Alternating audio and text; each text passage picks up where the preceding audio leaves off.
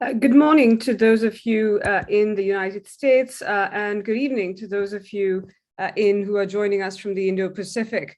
I'm Tanvi Madan, Senior Fellow in the Foreign Policy Program and Director of the India Project at Brookings. We're hosting this webinar ahead of President Biden's visit to South Korea and Japan. In both countries, he'll be hosting bilateral meetings, and in Tokyo, he will also meet with his counterparts from Australia, India, and Japan for the Quad Leaders Summit. With the trip, the White House will hope to convey, as it sought to do with the recent US-ASEAN summit, that the Indo-Pacific is still a priority for the administration, despite the focus on responding to the Russian invasion of Ukraine. On the forthcoming trip, there'll be particular interest in the president's meeting with the new South Korean President Yoon. The new South Korean leader has promised to take a more active role in the Indo-Pacific, cooperating not just with the US, but also with other partner countries. Indeed, amongst his first calls after he was elected were conversations with the leaders of Australia, India, and Japan, the other Quad countries.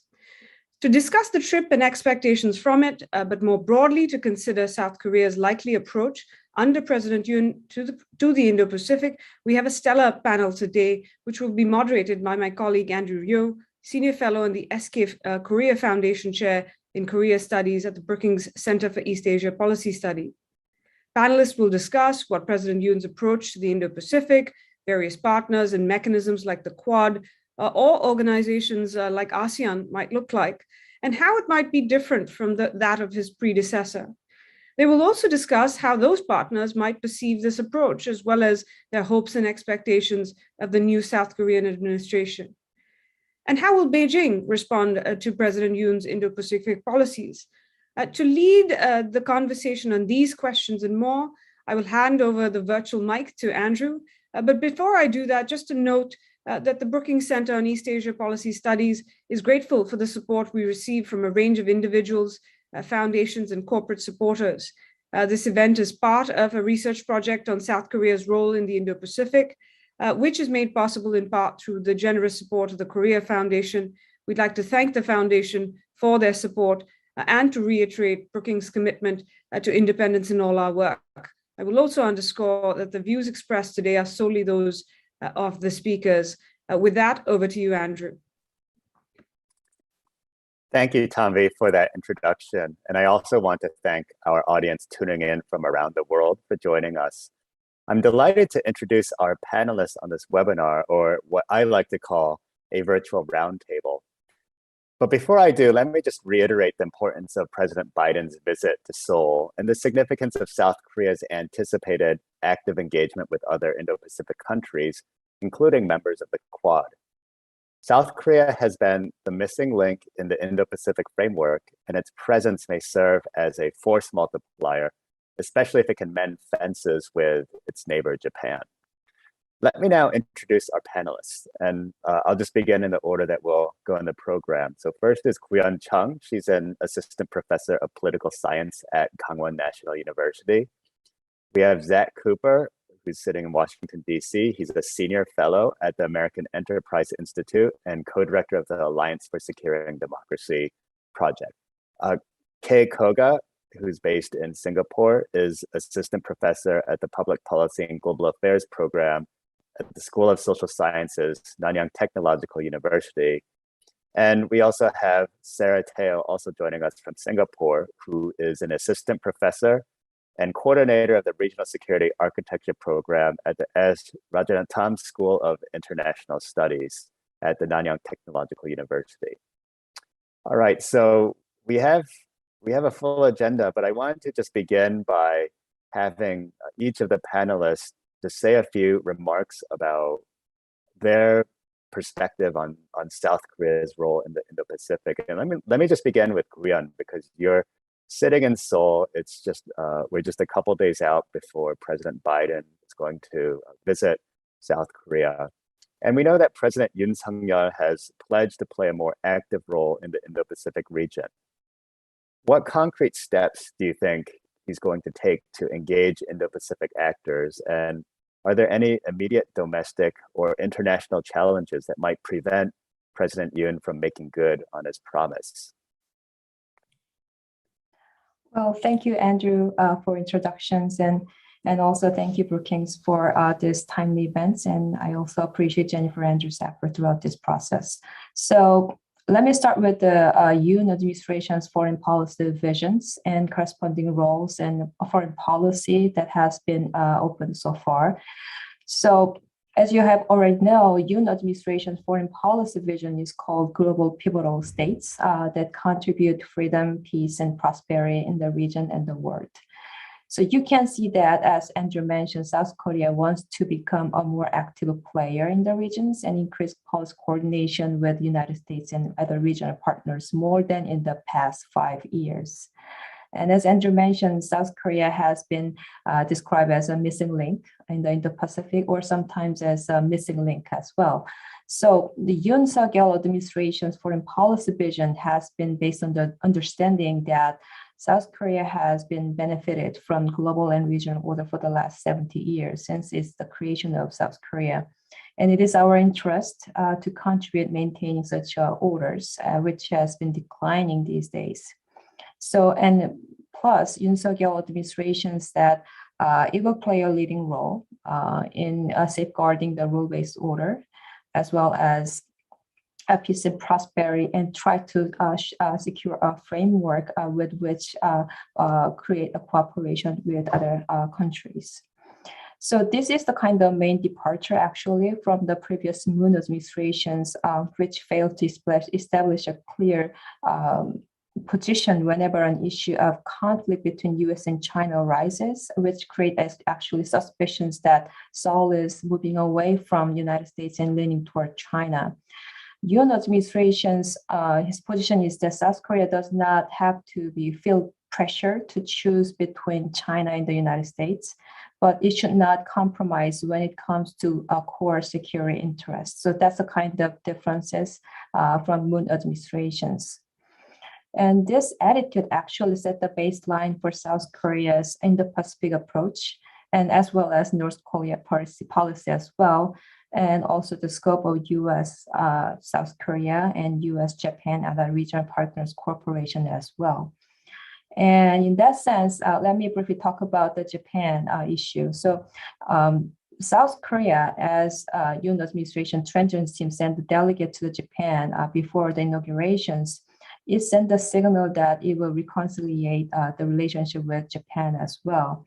And South Korea already acknowledged the importance of Japan in its bilateral as well as trilateral cooperation in the region as well. So in that sense, Japan has been regarded pretty importantly in this Yoon Suk-yeol administrations.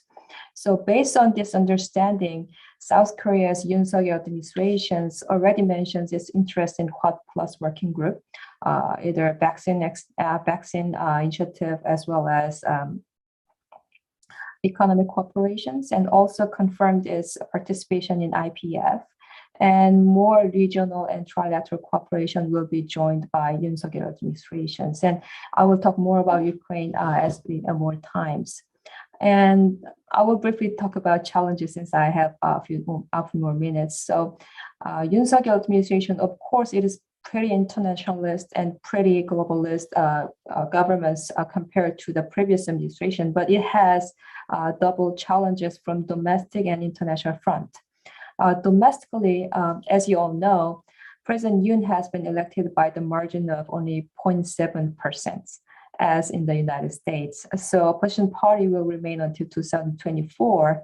And until then, opposition party will, can pass any law at any time it wants, and it already happens in the last few weeks. So South Korea's new president might use a veto, but it will consolidate more political cleavage and polarization in the domestic political landscape. So it will create a dilemma. And also President Yoon has more domestic policy issue that might override foreign policy initiative, as I mentioned, the global pivotal states, such as education issue, also job market issue, as well as judicial reform. Many issue has been more highlighted during the campaign trail. So Yoon administration has more pressure to resolve this issue more than just foreign policy issue. And internationally, South Korea has been challenged by its issue of North Korea. even though South Korea mentions that it will take a more principled approach to China and suspend its hedging strategy between US and China. But as North Korea increases its missile and nuclear capability, it will face more urgency to address this issue, which will emphasize the role of China in the process. And also how to reconcile with Japan has been uncharted. Of course, it showed a good gesture toward China, toward Japan to have a better relationship. But South Korea's domestic public opinion is not that positive yet. So it will take a more cautious and it will take a longer time to address this relational issue as well. So I'll stop here. We'll talk about later. Right, thanks, Kuyan. So it looks like there's a positive agenda moving forward for President Yoon, but he has these challenges domestically with the National Assembly and the opposition controlling the legislator, but then also internationally, as you mentioned, North Korea, which by the way highlights the issues, tensions with China, but then also Japan. And so that's a perfect segue to our next speaker, Kei Kogo, who can give us the perspective on Japan and South Korea's role in the Indo-Pacific. So Kei, over to you. All right. Thank you very much. Thank you for inviting me this panel, and then I'm pretty much looking forward to the discussion. I think Yoon's inaugural to the presidency is a great opportunity for Japan to re-engage with South Korea, and then they discuss the potential areas of cooperation in East Asia and beyond. Japan will definitely take Yoon's diplomatic stance seriously and seek cooperation where possible. And this is why the Prime Minister Kishida met the delegation sent by Yoon in April prior to his inauguration, as Yoon said. And also, if we take a look at the current Northeast Asian strategic environment, North Korea has been provocative by developing its missile and nuclear capabilities, while China is also becoming more and more assertive in expanding its influence in the Indo-Pacific region. So as both Japan and South Korea have been concerned about this development, there are lots of shared interests between them. So Yoon's initial diplomatic posture is welcoming and then encouraging. That said, Kishida will definitely take a very, very serious cautious step, and it would take a bit of time for Japan to consider South Korea as a true Indo-Pacific partner. And there are two fundamental reasons for this. The first one was Japan has yet to fully trust South Korea's diplomacy, because Japan thinks that South Korea often moves the goalposts and sometimes breaks the existing bilateral agreements. The wartime legacy still remains, such as the issue of the comfort women and the wartime drafted or forced labor. And despite the 1965 normalization treaty, the Japanese government does not totally dismiss those issues and try to find a way to solve them. But I think the 2015 bilateral agreement on the comfort women has become the very symbolic and reference point for Japan to illustrate its Korean fatigue. And what this agreement did was that Japan under the Abe administration and South Korea under the Park administration concluded the final and irreversible agreement on the comfort women issue, so that they both could construct more future-oriented bilateral relations. And Japan provided 1 billion yen to the foundation called the Reconciliation and Healing Foundation. And also Japan expressed the apologies to those victims. However, after the Moon administration came in, it declared a new political position in the 2018, stating that the agreement did not solve the issue because it did not reflect the wishes of the victims. So for Japan, there is a fear that the South Korea would break this promise every time a new leader comes in. And there are deep-seated trust issues between Japan and South Korea So Japan wonders if South Korea could be the true partner. And second, the South Korea's commitment to rules-based order, international order, is not necessarily clear to the Japan. Everyone understands that South Korea is located in the geostrategically very complicated area, and its strategic priority is placed on the North Korea, the stability on Korean Peninsula, and China. But these issues sometimes become too influential in shaping the South Korean foreign policy, and often marginalizes the regional and global policies, including the promotion of the universal values and then protection of the international law. So, for example, South Korea's response to the China's assertiveness in South China Sea has been ambiguous, and in many international conferences, such as ASEAN Korea dialogues, where there are opportunities to discuss the issues, South Korea tends to be reticent. So again, this is strategically understandable, considering that the South Korea relation with China has become vital for its trade and economic prosperity.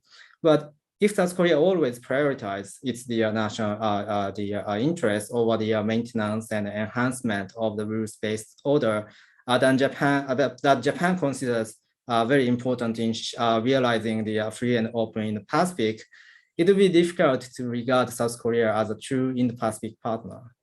So given this, Japan has not really regarded South Korea as a pivotal player in Japan's Indo-Pacific view. And then has less expectations, unfortunately, in the working together.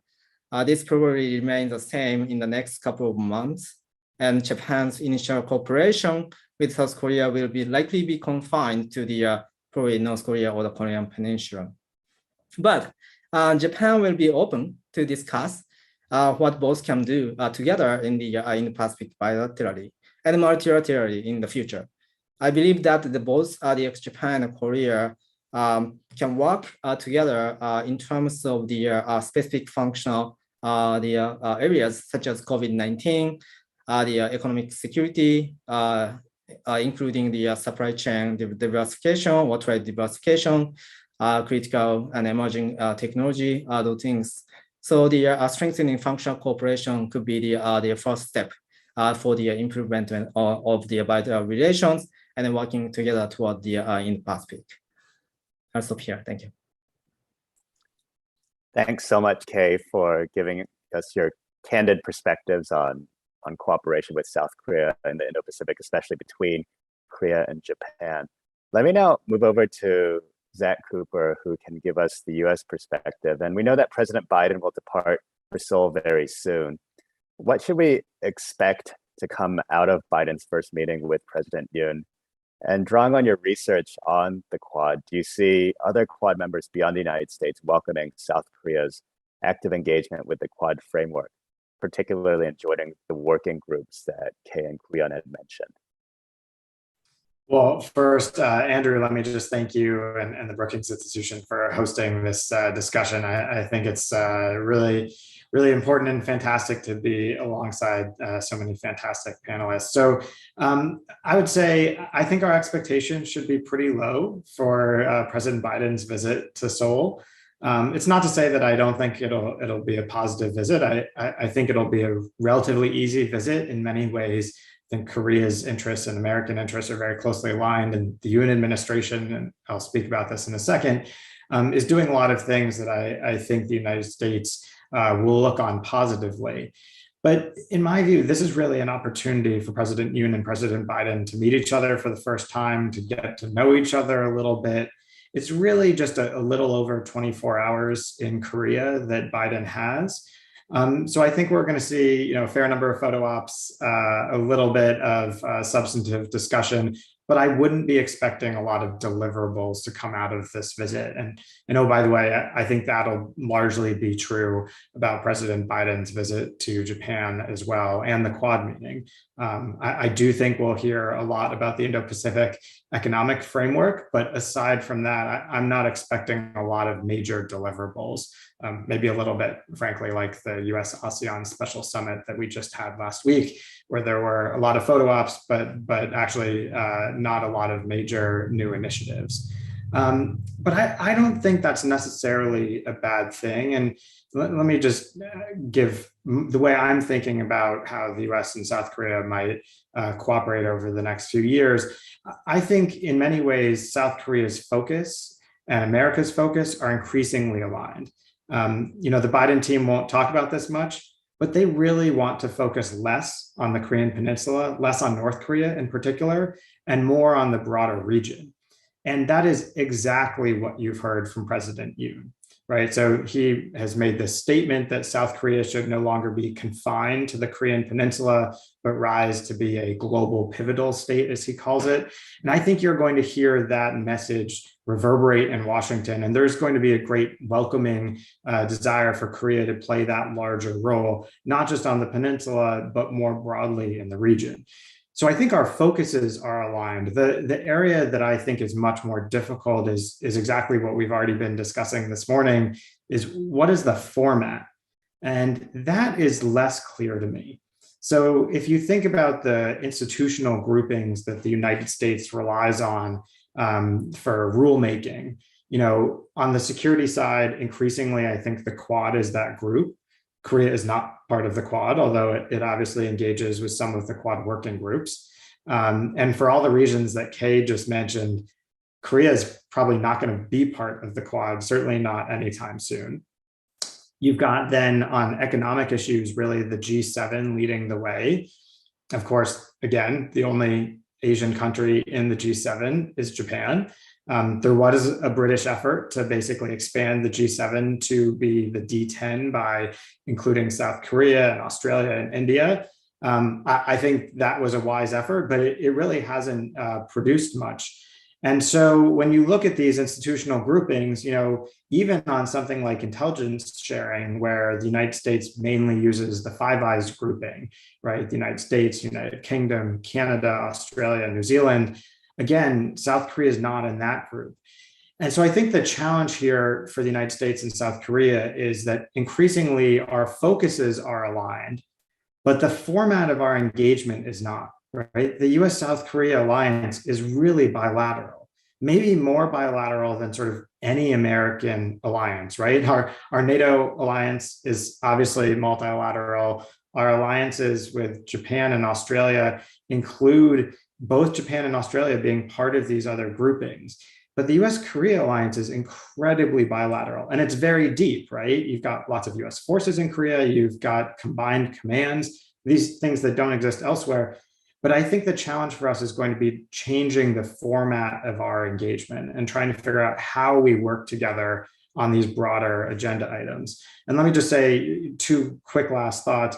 I think there's a lot of room for Korea to do good work in building new areas of cooperation that don't already have strong institutional frameworks. So one in my mind is technology cooperation, where we sort of lack those institutional frameworks. Korea is obviously a technology leader. I think Korea can do a huge amount in that area. And then the other one, I think, where we can do a bit of thinking, at least, is on economic coercion. This is something that Korea has faced directly, 5 years ago. It has a lot of experience with this. And if Korea takes a tougher line on China in some areas, it needs to be prepared for this kind of coercion. And the United States needs to be prepared to back South Korea up. So I think those are two areas that are really ripe for cooperation. But there are a lot of challenges ahead, even though I think most Americans are pretty excited about the prospects of what the Yoon administration wants to do. Thanks. Thanks so much, Zach. A lot of excellent points. I was furiously trying to take notes as I'm moderating here. And I absolutely agree with you. The focus has so much been on the bilateral relationship.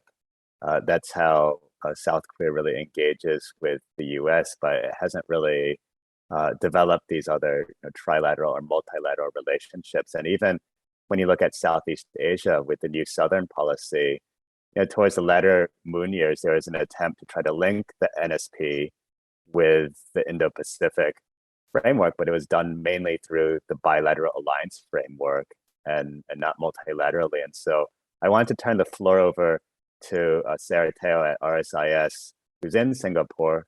And, I just, before I let you speak, I just wanted to ask, under the Moon government, we know that South Korea adopted a strategy that was similar to what we see with many Southeast Asian countries, where they balance or hedge between Beijing and Washington.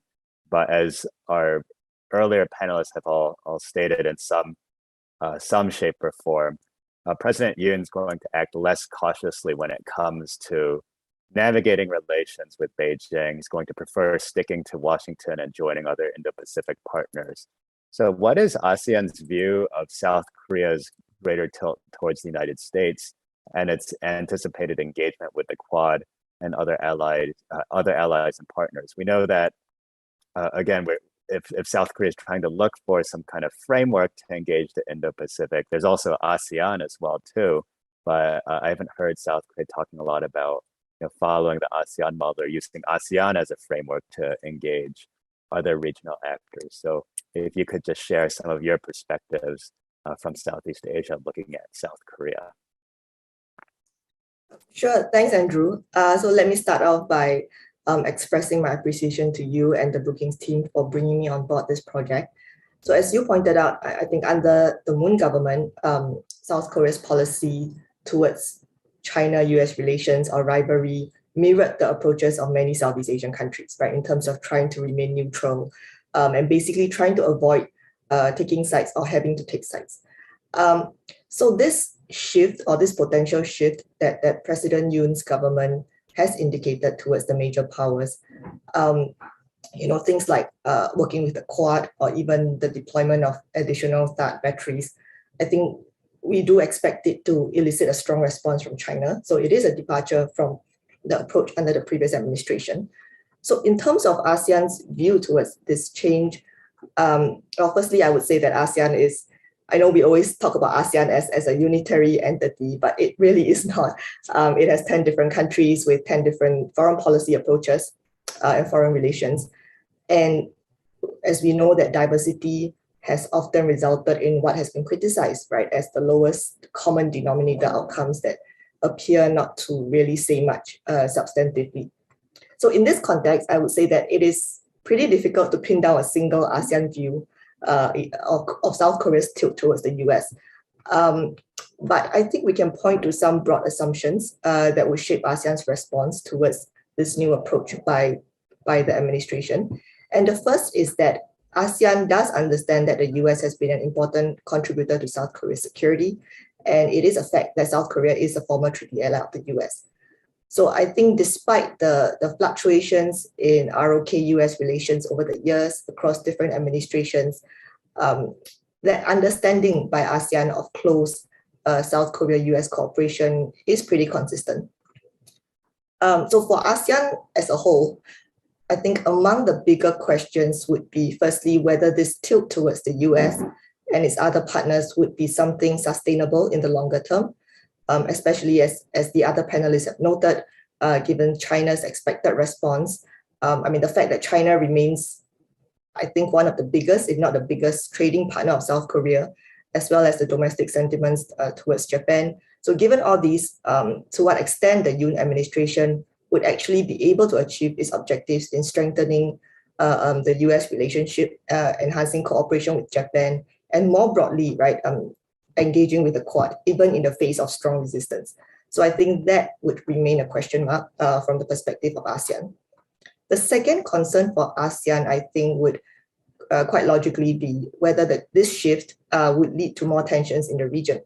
Because on the one hand, Seoul's interest to work functionally with the US and its other allies and partners on issues like technology or climate change, or even on COVID-19, I think they could be beneficial to the region and to regional capacity building at large. But on the other hand, I think there is also a slight concern that if US-Korea cooperation is framed or it becomes part of this broader ideological narrative, in the sense of establishing kind of binary oppositions between regional countries, then tensions and divisions in the region are likely to deepen. So that is certainly a concern for the Southeast Asian countries. And one last point I will make is that, for ASEAN, ASEAN has tended to regard its diversity and inclusiveness as something to take pride in, right? So the implication for a more ideological cooperation framework in the region, I think, is quite apparent. So if the regional divide becomes very much driven by ideology or political values, then what happens to the ASEAN model of inclusive engagement that seeks to embrace both like-minded as well as non-like-minded partners? So I think those would generally encompass ASEAN's broad concerns about South Korea too. And I think I will stop there. Thank you, Sarah, for those remarks and also giving us the perspective from Southeast Asia. And as you mentioned too, ASEAN itself is heterogeneous. They're different members, and so they may have different views. But I think some of those sentiments are shared by Southeast Asian countries about Korea's tilt, and there is the possibility that could lead to more tension, not more stability. So we've given each of the panelists an opportunity to speak and offer regional perspectives on South Korea's role in the Indo-Pacific. And for this second half of our webinar, I thought I'd have more of a moderated discussion. And I might begin just picking up on what Sarah had mentioned about potential tensions that lie as we see South Korea and other countries rallying around the Indo-Pacific, around the United States, especially as we see tensions with China and now China-Russia, the alignment between China, Russia strengthening, and so in the wake of that, how might China respond to the Yoon government's more active foreign policy? And if I were to give just, I guess, a tangible example or some kind of hypothetical, let's say that Korea faces another round of an economic boycott or economic coercion from Beijing.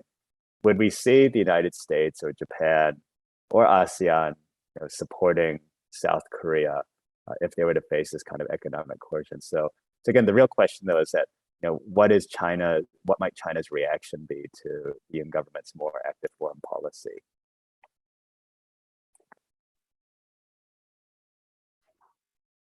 Well, let me get a start, I guess. So actually, China already mentions its opposition to South Korea's joining IPF. It says that it's not helping regional landscape, which, as Sarah mentions, it will create more cleavages in the Indo-Pacific and Northeast Asia, and more specific.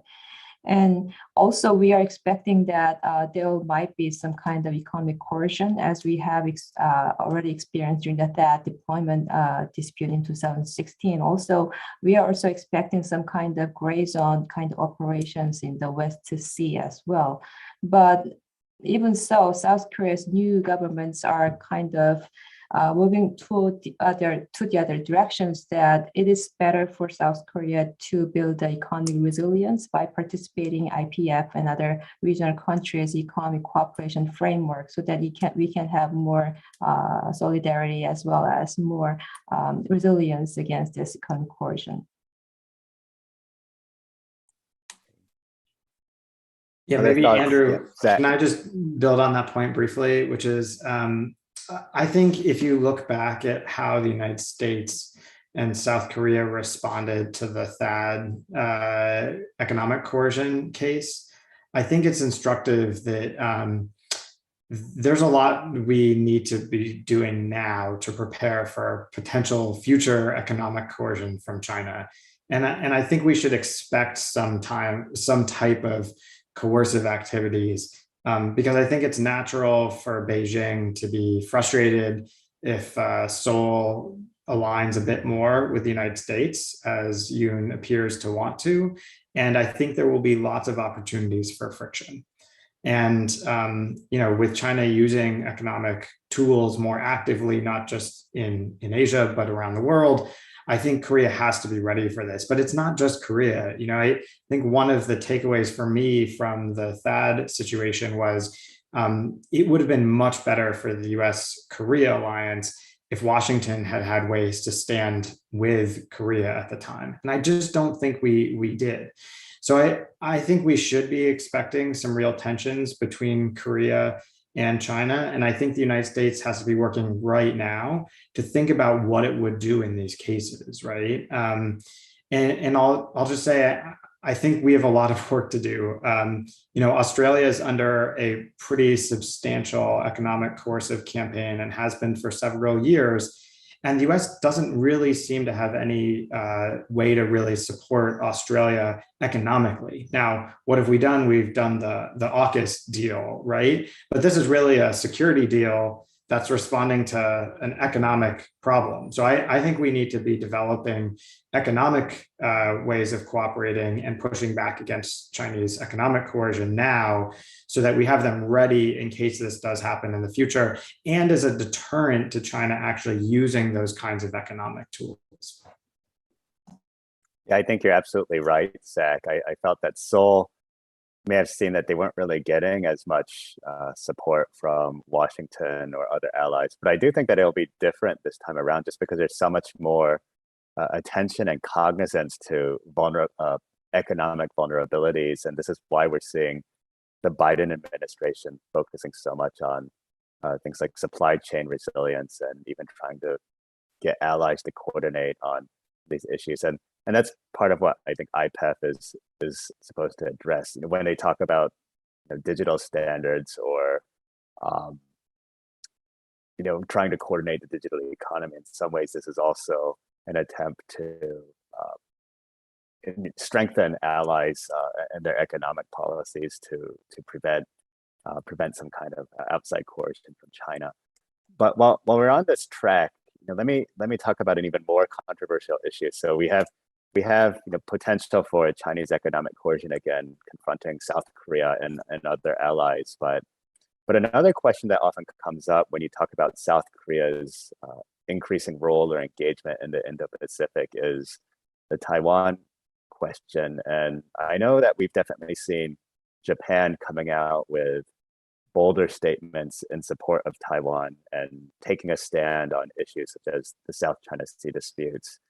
And South Korea, for understandable reasons, has remained pretty ambiguous on its approach to Taiwan. But do any of you anticipate seeing South Korea moving in a direction that will make the Yoon government more vocal on issues related to Taiwan, or on issues like the South China Sea? Maybe I can turn first to Guion if you have any thoughts on the Taiwan question. Well, I think we have to go back to the latest US-ROK summit during the Moon administrations, and they actually mentions that South Korea's support and stability and prosperity of Taiwan Strait, which was the first time they actually mentions about this issue in the US-ROK summit. And that actually shows a kind of departure from the previous kind of attitude that shows ambiguity. And Yoon administration is more willing to show and more vocal actually to mentions about its emphasis and its commitment to value diplomacy. Actually, Yoon administration has been pretty emphasizing every time it has opportunity the value of democracy and rules-based orders. And Taiwan issue has been, of course, it is pretty sensitive, not only because we have North Korea issue, but also it will kind of invite more coercions and oppositions from China. But South Korea's new government seems to be more supportive of Taiwan issue than in the past.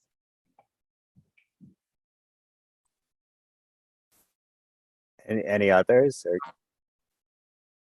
takers on Zach? Andrew, maybe I'll just jump in quickly and say I think this is a really tough area for Korea.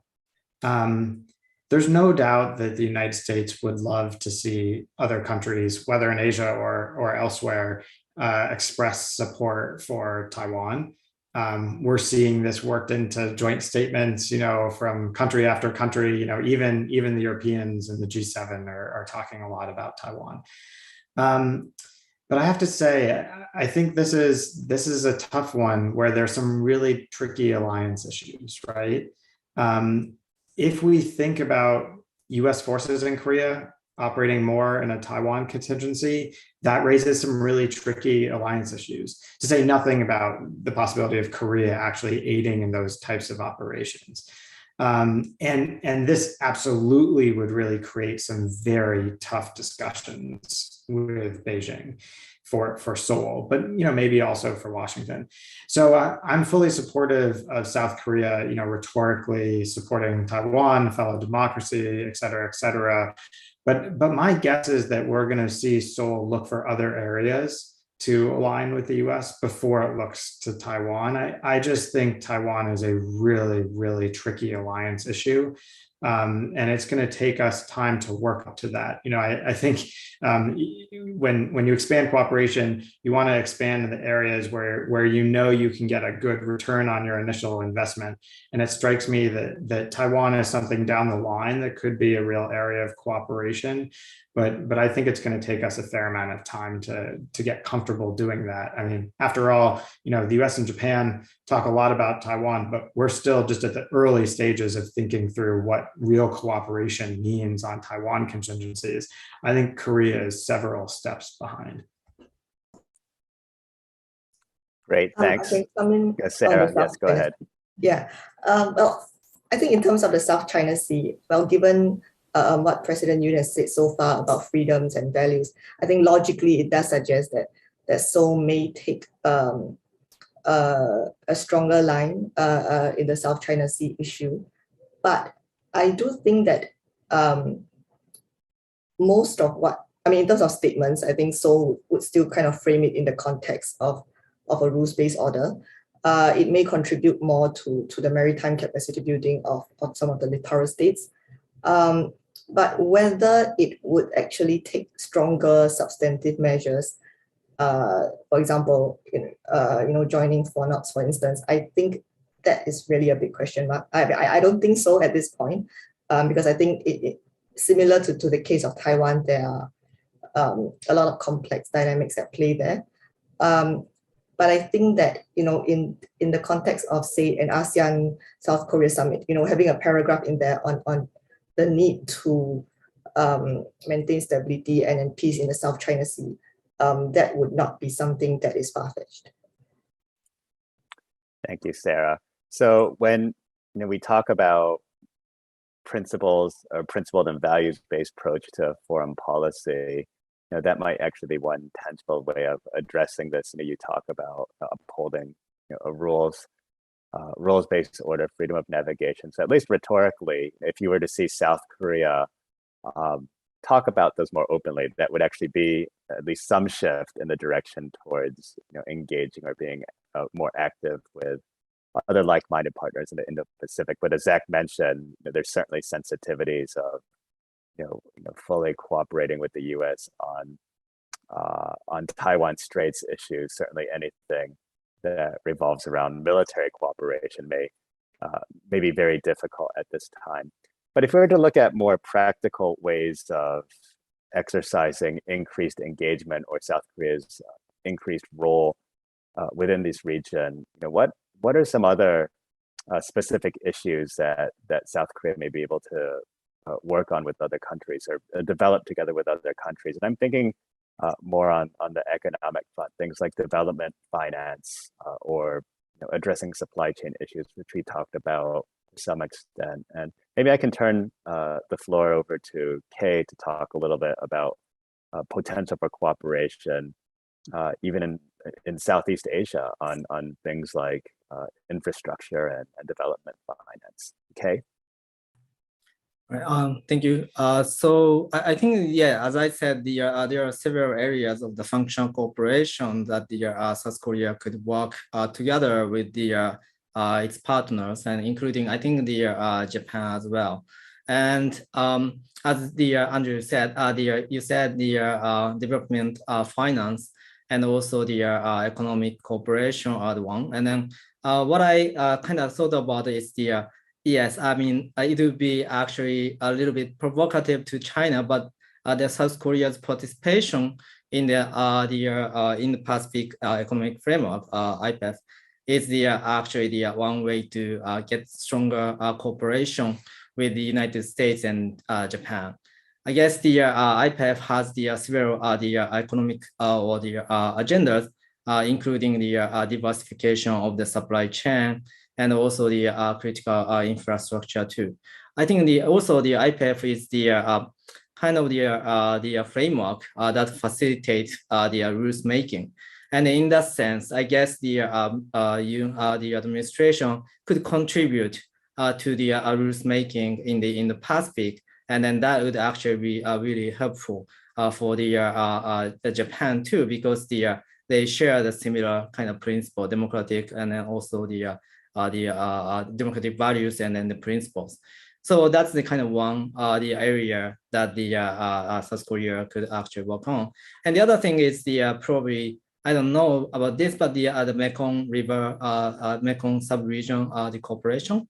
The SARA actually organized the one of the special issue in Asia policy with regard to the how the regional states see Mekong sub-regional cooperation and how they actually cooperate, and in the context of the US-China rivalry. But I think the South Korea is more active in the developing the development in the Mekong region, and I guess the Japan also are doing, but the one big problem is that they don't actually coordinate much. So each country, the United States and the Japan and South Korea are actually working individually to some extent. So if they actually coordinate the policies together, and they actually facilitate the division of labor, clarifying division of labor, which part of the development they actually want to do, and also the preventing those kind of regional states in the Mekong sub-region from being the victim of the financial debt also, then that would be the one big contribution for the rules, the base order. So I think like these are the kind of practical cooperation that the South Korea can contribute. Thanks. Sarah, did you want to add anything about the Mekong region and cooperations there? Kay, you read my mind because I was actually thinking about that project that Sarah had done. And I know that there's involvement of South Korean involvement in the Mekong region, as well as support from Japan and the United States. But as you mentioned, doesn't really seem to be much of a coordinated effort. They're all kind of doing their own things. And I don't know how realistic it is for there to actually be some kind of consortium to do work together. And if that would be an example of getting allies, and even when thinking about the Quad and looking at infrastructure finance and development, of getting allied countries to try to cooperate more on projects within the region. My understanding is that the needs of infrastructure are so great in Southeast Asia and beyond that you don't have to coordinate that much, that there's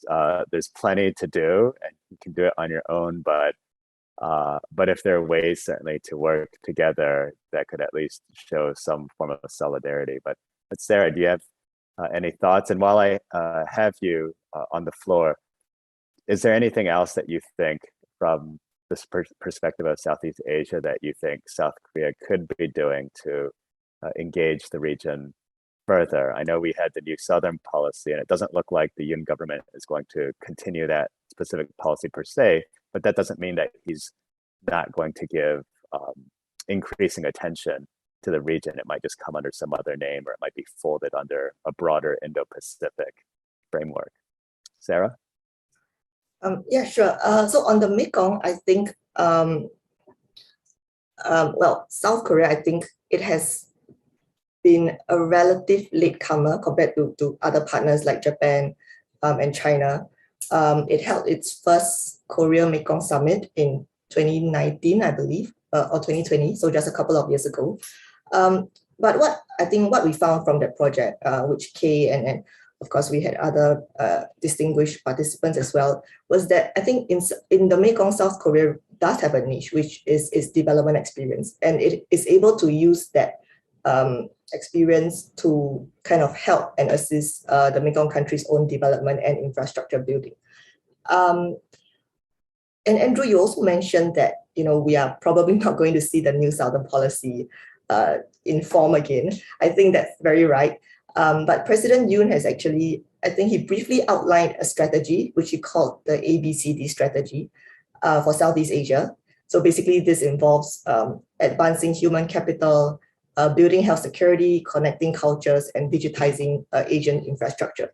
So in terms of the specific issue areas, they actually don't differ very much from what was covered under the New Southern Policy.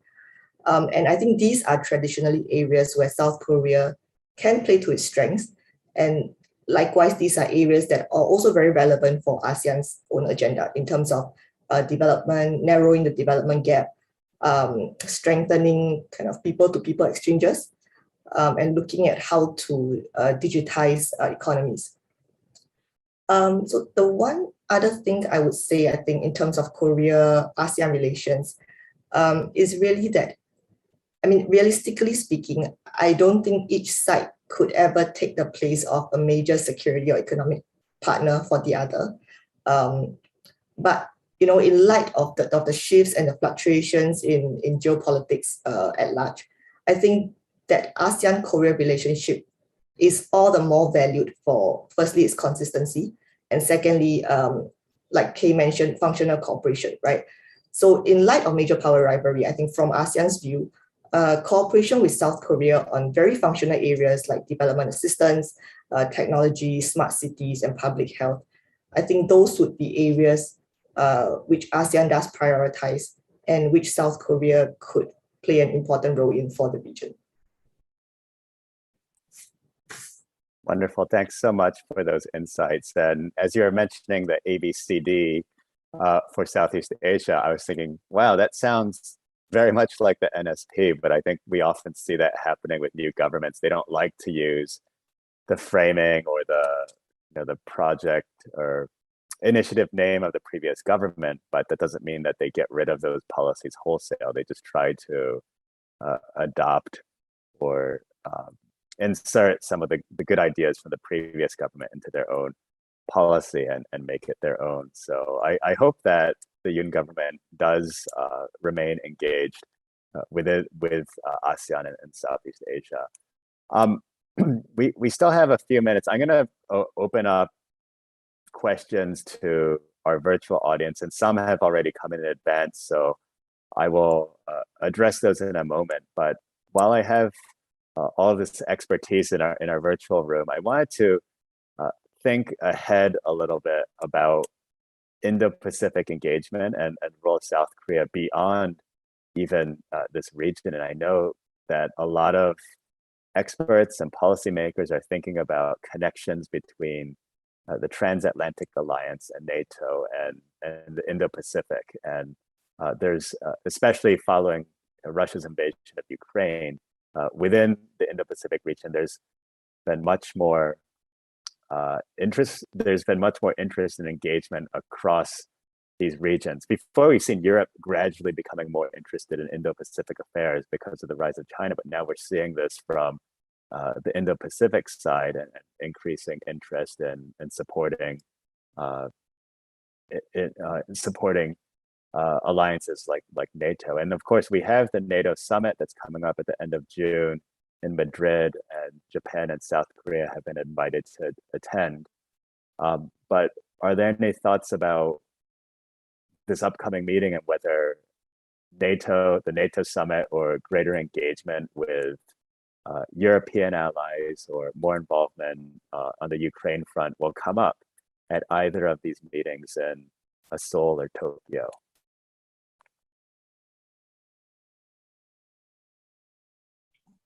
Maybe, Andrew, I'm happy to jump in first. So I do think that increasingly the United States is looking to connect its European and its Asian allies. And I think in some ways, this is natural, right? You've got leading democracies in Europe, leading democracies, especially in Northeast Asia, that are sort of natural partners, right? And there's a lot of work we can do, I think, on economic issues, on technology issues, as I said before. And increasingly, you know, Korea, even Japan, you know, and others are standing up more on what I would think of as sort of values issues, right?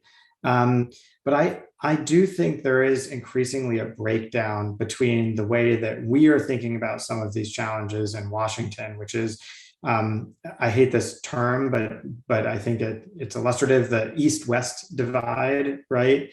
The divide between, let's say, China and Russia on the one hand, and many of the world's advanced industrial democracies on the other. And in that sense, it's very natural for the US and Korea to be leading parts of the West, even though Korea is in the East.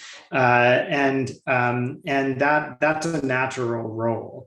I think the other tension, though, that we haven't really gotten our heads around is really a North-South divide, right? And I think this is more how my Chinese friends tend to think about the breakdown over Ukraine and Russia, is that I think there's a bit more hesitance in other parts of Asia. Our friends in Singapore right now are in the middle of this, where, Singapore has taken a pretty active position on Ukraine, but the rest of ASEAN has been very quiet.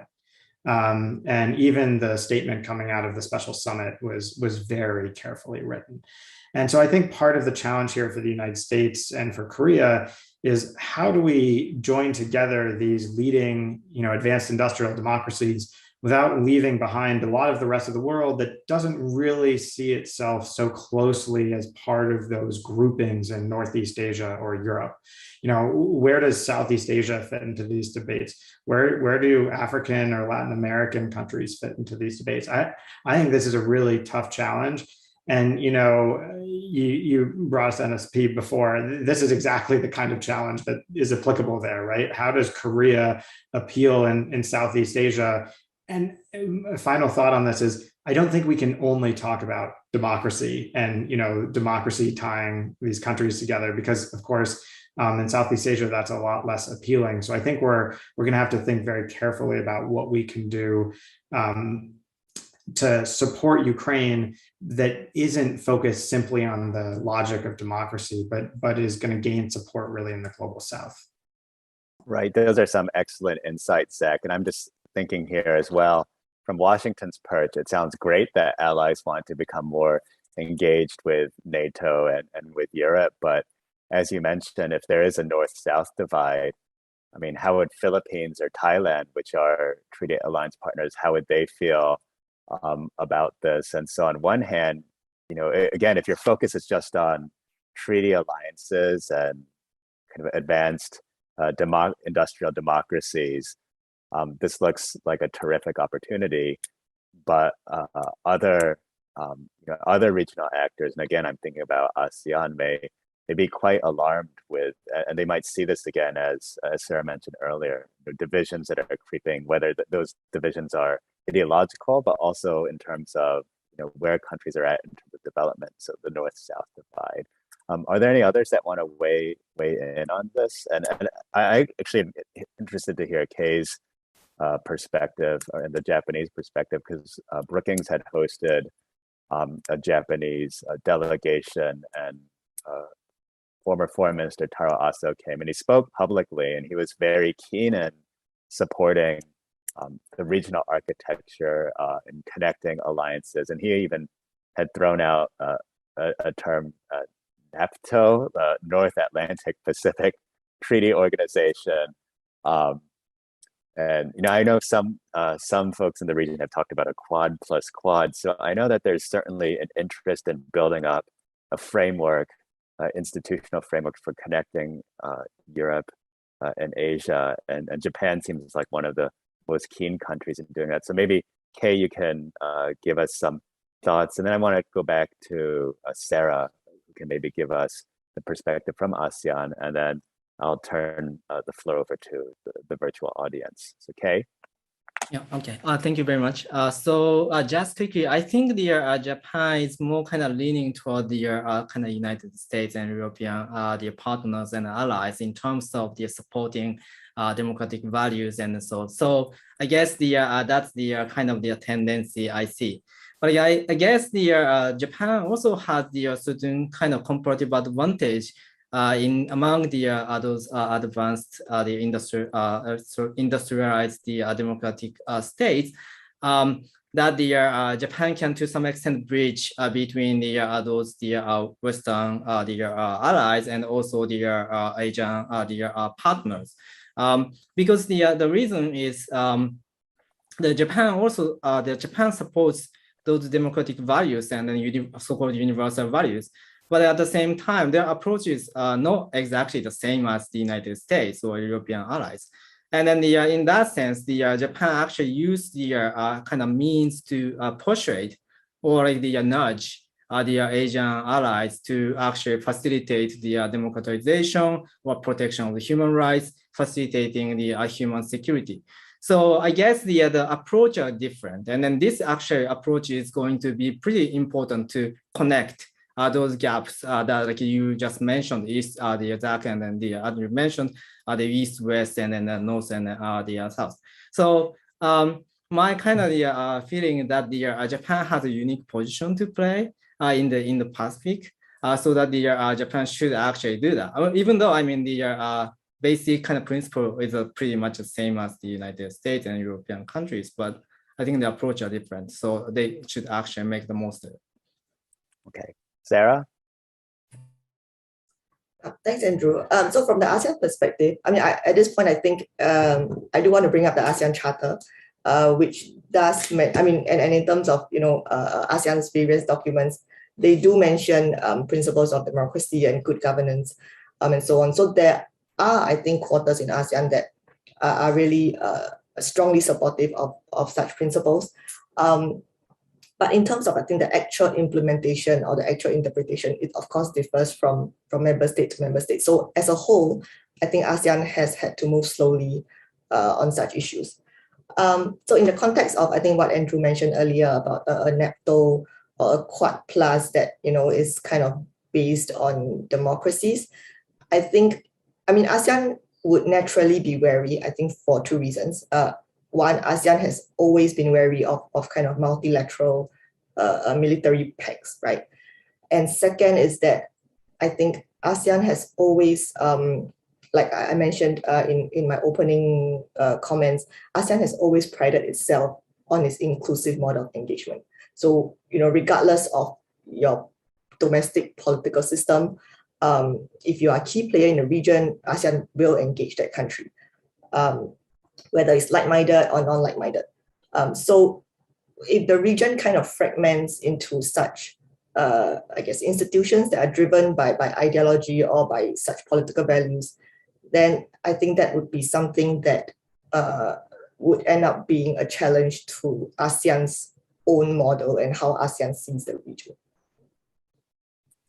Great, thanks so much, Sarah, for giving us that perspective. And hopefully, as South Korea weighs in on how engaged they want to be with partners in Europe, it'll certainly give them pause as they think about the ramifications for the relationship with ASEAN and other countries that are in the developing world. While we're on this thread, there are a couple of questions that had come in from our virtual audience. And so I'll bring up two just because they relate to the thread that we're on now with Europe and Ukraine and Russia. So the first comes from Gary Lensman, and he asks, how is South Korean leadership responding to Putin's nuclear saber rattling? And then another question from William Haderman, adjunct professor at the Maxwell CSIS Joint IR program, asks, will the crisis in Ukraine lead to better reconciliation between South Korea and Japan? So maybe I can turn it over to Yoon to address the first question about South Korea's leadership and how they've responded to Putin's nuclear saber rattling, and just more generally, just Putin's invasion of the Ukraine. And Kay, maybe you can weigh in on whether you think the Ukraine crisis provides for any opportunity for cooperation between Japan and South Korea. Yoon? Okay, thanks, Andrew. When it comes to Ukraine crisis, the Yoon administration, of course, in the first place, joining economic sanctions campaign by international community and looking at the issue of economic security. And in that sense, it tries to secure more economic framework and the framework of cooperation with other countries. And at the same time, South Koreans are looking at this issue from the North Korean perspective or North Korean angle, and how North Korea might learn the lesson from Putin's rhetoric and nuclear adventurism, and how North Korea's commitment to, retain its nuclear capability as well. So in that sense, South Korea is, of course, as all the panelists has mentioned, South Korea has been pretty reluctant about Ukraine crisis and take a step, but it, as it is protracted, it is taken more significance in foreign policy. Right, and Kay, on the Korea-Japan cooperation aspect post-Ukraine. Yep. So in terms of the reconciliation, I think like there are two things: the reconciliation and the cooperation. I think that in terms of reconciliation, it will be difficult. I mean, even though the Ukraine kind of crisis drives the Japan and the South Korea to the same kind of the strategic direction, but I guess the reconciliation part is more kind of bilaterally specific, so that they would not be able to probably get over the historical legacy or these kind of things. But I guess again, like as I said, the cooperation-wise, I think it's possible. And then given everybody talks about the Yoon's diplomatic emphasis on the universal value or so, and then also their kind of emphasis on the principles. I think those are the really important factor for the Japan's free and open Indo-Pacific vision as well. So I guess the Ukraine issue creates the momentum for the Japan and South Korea to cooperate together, and then try to do something toward to mitigate the risk of the Ukraine crisis also. So I think that's the how do I say, that's the kind of the important part of the Ukraine crisis. It could actually create the momentum for the cooperation. But again, like as I said, it doesn't actually propel them to reconcile with each other in terms of the bilateral disputes. Yeah, so it sounds like we shouldn't expect too much out of the Ukraine crisis, but at the same time, as you mentioned, I do think that as both seek to provide humanitarian assistance to Ukraine, try to cut off Russia by imposing export controls, that they can see that they're moving in the same direction, that they do support particular values, that they are opposed to Russian aggression. So certainly, they're rhetorically, at least, you can make something out of that.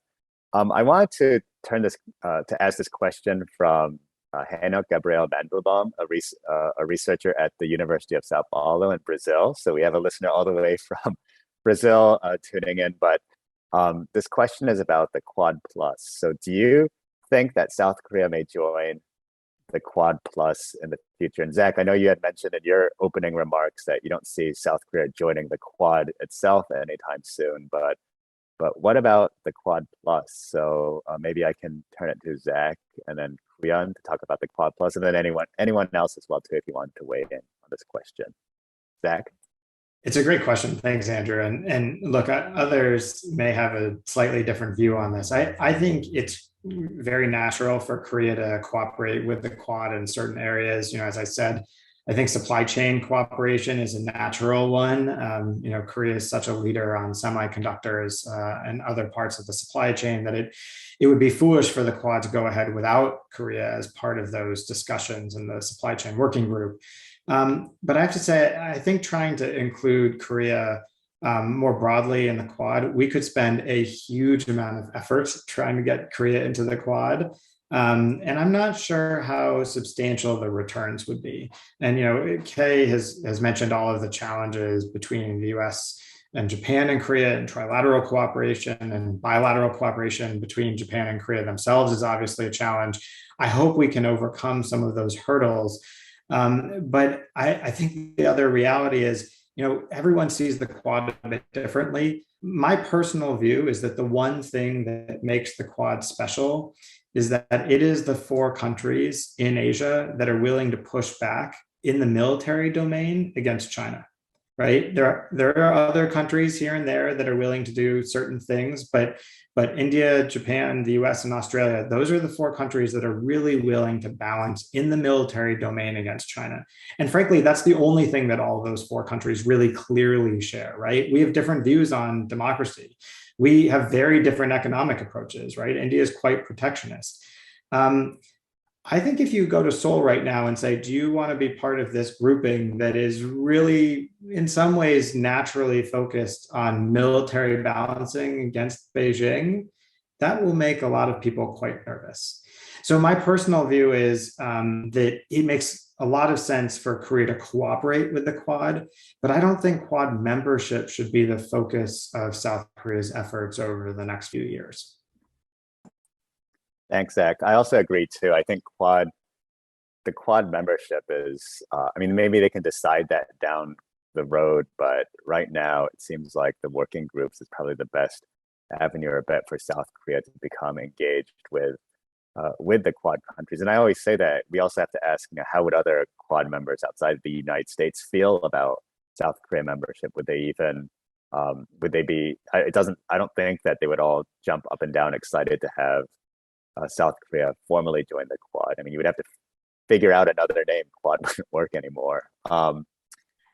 But I do want to just mention that with this Quad Plus formulation, I think a year ago there was a lot of discussion about Quad Plus being a possibility. I actually don't hear as much about the Quad Plus these days, so I don't know if the working groups, creating the working groups have phased out, maybe this idea of having something of a Quad Plus. And of course, it was never formalized. It's just what people referred to the Quad meeting and having 3 additional countries. I think it was New Zealand, Korea, and Vietnam. Correct me if I'm wrong.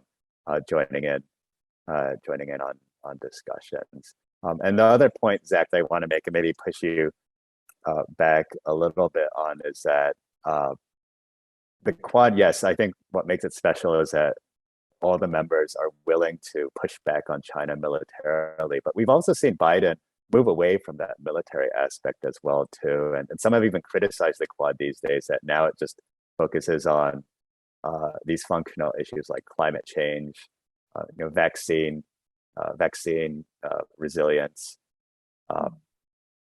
emerging technologies that may be less antagonistic to China and make other countries more comfortable in trying to engage with the Quad. So there's also that bit as well too. It's maybe perhaps the Quad countries are more willing to push back on China militarily, but they don't seem to be emphasizing that point or waving their arms saying that, at the end of the day, it's really the military aspect of the Quad that really brings us together. Kuyan, so any thoughts about Quad Plus in South Korea? Well, during the campaign trail, President Yoon actually emphasized its willingness to join Quad Plus, gradually moving into Quad membership. That's the kind of campaign trail pledges he mentions. But after he became president, after inaugurations, actually he tried to say that it will try to kind of scaling up its presences and cooperation in the Indo-Pacific. So I think it becomes more realistic in the sense that he tried to increase and finding more identity and interest and domains it can contribute in the Indo-Pacific in the first place. And also, as we have all know, we have Japan issue.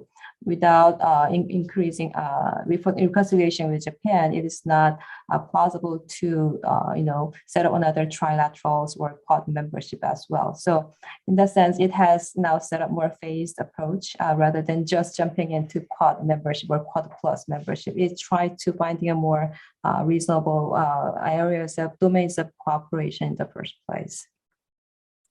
Thanks, Guyan. I've become really engaged in the Q&A, and I didn't realize that I slightly lost track of time. And due to the interest of time and being respectful to everyone else's busy schedule, I want to just say that we covered a lot of ground here.